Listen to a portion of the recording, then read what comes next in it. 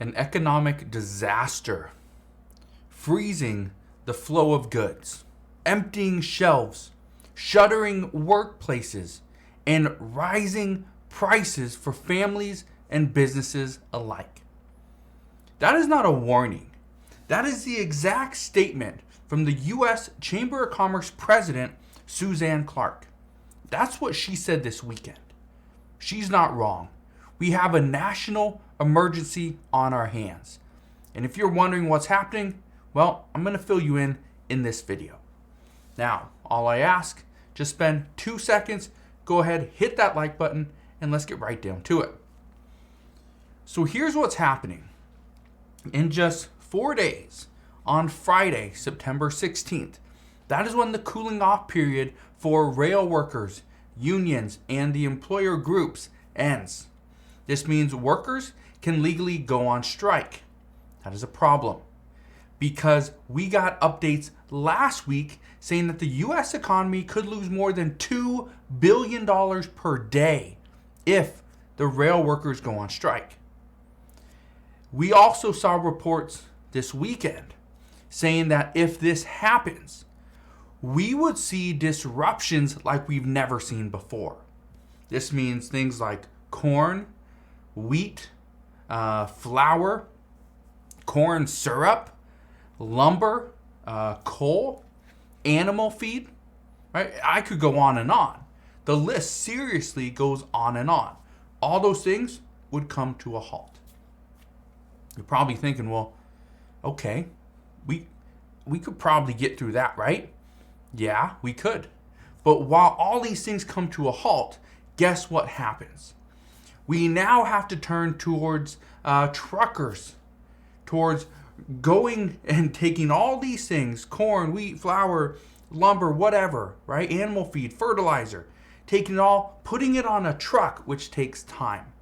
Then we go from a truck, which cannot transport as much product, we go from trucks to then they go and deliver it. Guess what? That means prices are going to go up. It's more expensive. It will be slower. Some things cannot be transported in whole. For example, like an airplane, right? You cannot transport, let's say, a wing of an airplane on a truck. It's just too big. You can't do the whole of the airplane either, right? The cabin, you just can't. And so these are some of the things that would take longer to transport across the country. But this isn't just a problem here in the U.S. And this is where a lot of people are thinking, oh, this is just a U.S. problem. No, it's not. The world has been turning to the United States for additional resources, for food, ever since Russia invaded into Ukraine. Ever since other countries decided to sanction Russia, and Russia decided, you know what? Fine, sanction us. We're just gonna stop delivering food to you. We're gonna charge you more, and now the world comes to the United States to get our products, our resources. So this isn't just a $2 billion per day loss for the United States. It could potentially be a $4 to $5 billion loss globally, not just here in the U.S. Now, I want to read you this statement from the Chief Executive Officer of Xcel Energy and Resources, because he says coal would stop. No coal is going to move until these guys go back to work. Nothing.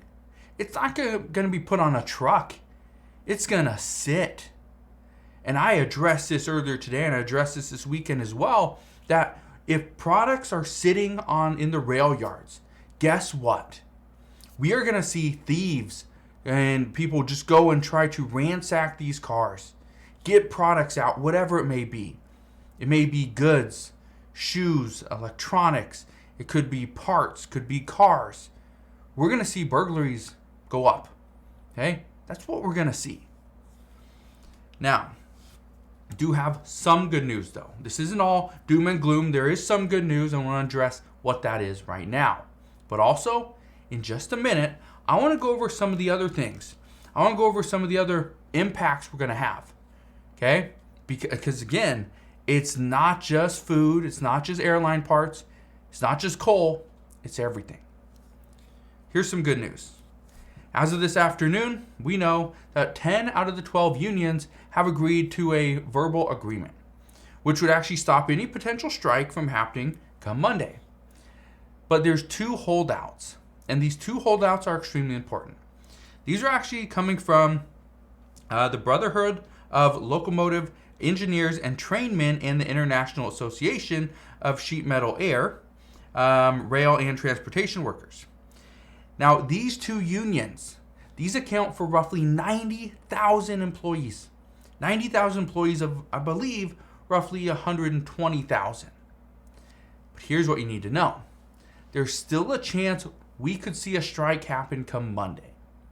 And if it does, Congress would most likely let us down again.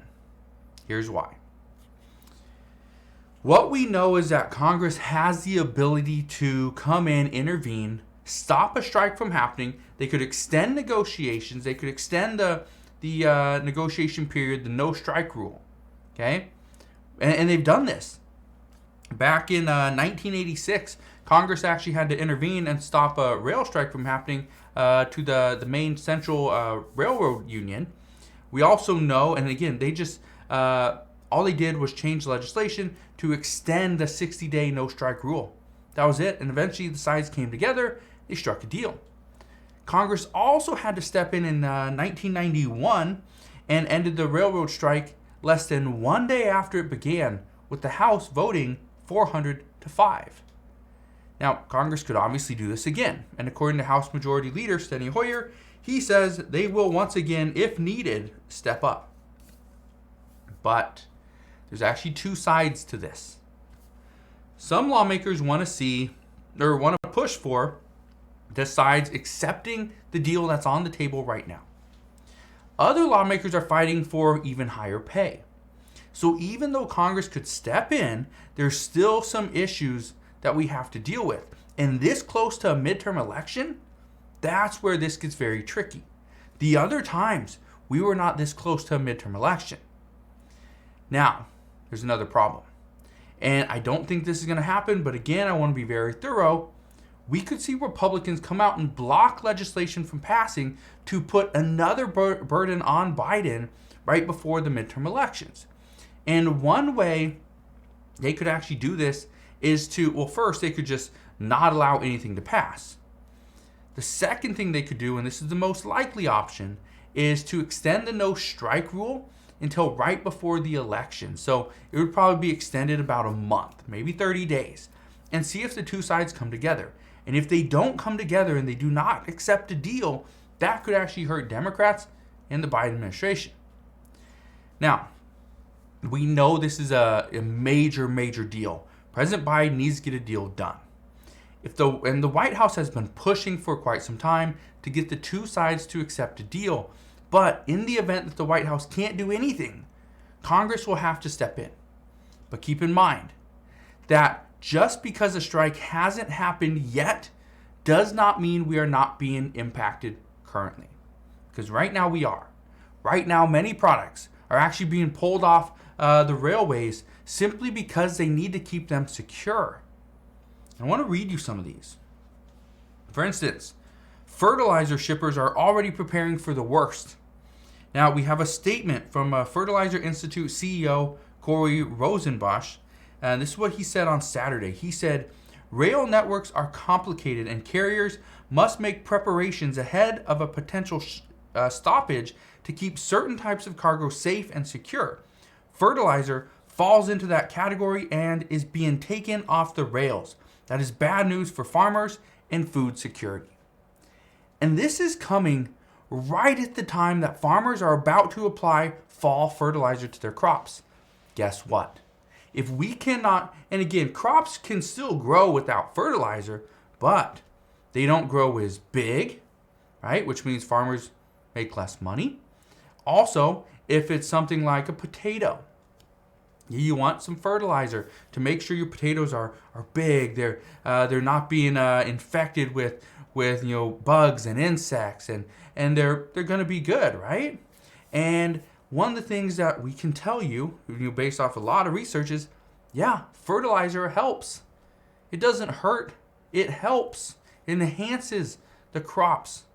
So not only are farmers going to make less money, but there's going to be less crops on the shelves in our supermarkets. Not this month, not next month, but likely in 2 months, 6 months, and a year. So not only are we going to see a shortage of fertilizer today, it's not going to cause issues today for food. The issues are going to be in the future. Other potential impacts. One is cotton. And this is a statement coming from a senior trader at Deca Global. It's a textile supplier. They say there's a lot of old crop that needs to ship via rail. The whole logistical system is still too fragile from backlogs and COVID. We do not need this hiccup right now. That's true. Now, yes, they are particularly dealing with cotton. But keep in mind, this isn't just cotton. The whole rail system has been seeing backlogs. We've been seeing, and I've talked about this for months. This isn't getting better. We have to get this fixed. Another potential impact, livestock and poultry. And this is a statement from the National Grain and Feed Association. They say, a shutdown would quickly cause additional problems and force producers to make difficult decisions regarding the viability of their animals. Yeah. And let's talk about biofuels. This is, again, another statement from the National Grain and Feed Association. They say processing and biofuels plants may have to scale back production due to an inability to move in commodities for processing and moving out finished products for consumption. This, again, I'm telling you, this isn't a national emergency. This is a potential economic disaster. And I just wanted to fill you in on what's going on because, again, I know a lot of people are not talking about the real problems. Okay? So, again, if you guys have anything to add to this, please let me know anything, any insights, any information, any updates. Put that down in the comment section below. Again, I just want to thank you guys for watching. Have a wonderful rest of your day. Consider subscribing, and I'll see you guys on the next one.